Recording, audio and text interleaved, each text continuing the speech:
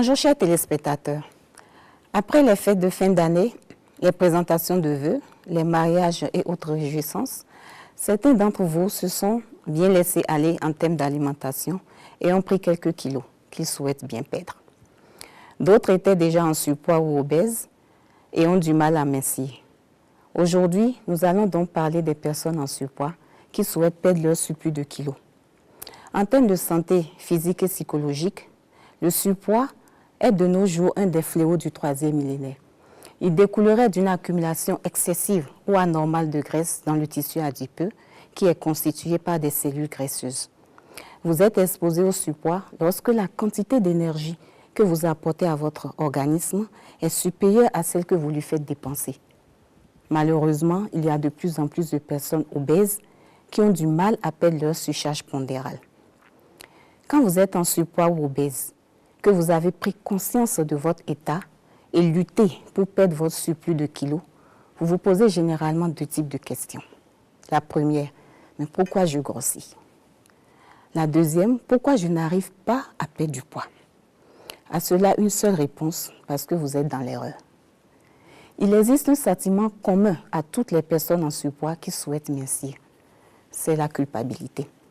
Bien sûr, vous prenez énormément du plaisir en mangeant, mais lorsque la dernière bouchée est avalée et que votre regard se pose sur votre reflet dans la vitrine du restaurant, ou quand vous vous levez de table, la taille bien comprimée dans la ceinture de votre pantalon ou de votre jupe, ou encore quand vous êtes à la maison et que vous vous regardez dans le miroir après un repas bien copieux, vous vous souvenez alors de la douleur d'être grosse ou d'être gros et de vos bonnes intentions encore une fois trahies. Vous vous dites souvent, j'aurais pu résister. Pourquoi j'ai cédé? Oui, cette culpabilité, c'est une façon, comme une autre, de mettre le plaisir hors la loi. Il faut souligner que dans tous les régimes, ce sont les aliments généralement associés au plaisir qui sont interdits ou qui sont à limiter. Le sucre, les boissons sucrées, le chocolat, les gâteaux, les pâtisseries, les viandes, la bière, les liqueurs, les frites, etc. Et pourtant, le plaisir est utile. C'est grâce à lui que nous avons une vie sociale. Nous aimons bien nous retrouver souvent entre amis ou entre collègues autour d'un plat de poulet ou de brochette de viande avec quelques bouteilles de bière pour accompagner. Mais encore faut-il s'accorder sur la définition de plaisir. Allez-vous céder à un plaisir pour assouvir le désir de vos sens au détriment de votre santé? Ou allez-vous plutôt manger par plaisir pour satisfaire les besoins de votre organisme afin de préserver votre santé? Vous souhaitez perdre du poids, mais vous mangez et vous ne vous arrêtez pas tant que l'assiette n'est pas vide, tout simplement parce que le plat est savoureux.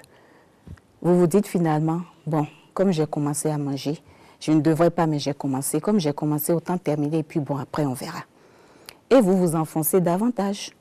Vous rusez avec la nourriture et avec votre entourage. On finit à table. Et quand tout le monde est rentré se coucher, vous revenez à la cuisine manger les restes. Ou vous mangez une bonne partie à la cuisine avant de venir à table. Ça, nous les dames, je crois qu'on se reconnaît un peu dans ça. Parfois, vous vous servez plusieurs fois de petites portions. On se met à table, on dit, bon, je ne vais pas beaucoup manger. On prend un peu, après on prend un peu, on se resserre. Et finalement, vous mangez plus qu'il ne le faut, etc. Nous avons tous de petites astuces pour faire croire que nous ne mangeons pas beaucoup. Le plaisir est une réalité psychologique qui cohabite avec le besoin, qui est une réalité physiologique. Il faudrait donc, si vous êtes en surpoids, que vous arriviez à bien gérer le besoin et le plaisir. J'ai envie de manger tel aliment, mais est-ce que j'en ai vraiment besoin?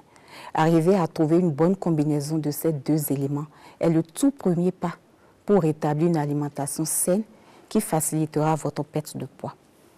Bien évidemment, au regard des difficultés, de la complexité de votre cas, vous pouvez envisager de vous faire accompagner par un professionnel.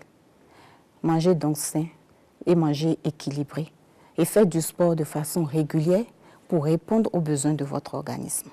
Ceci vous aidera donc à préserver votre santé afin de réduire les risques de maladies liées à l'obésité, telles que le diabète, l'hypertension artérielle, la goutte, les maladies cardiovasculaires, certains cancers. Alors, chers téléspectateurs, j'espère que vous avez pu tirer quelque chose de ce qui a été dit dans cette rubrique. Alors prenez soin de vous et à bientôt.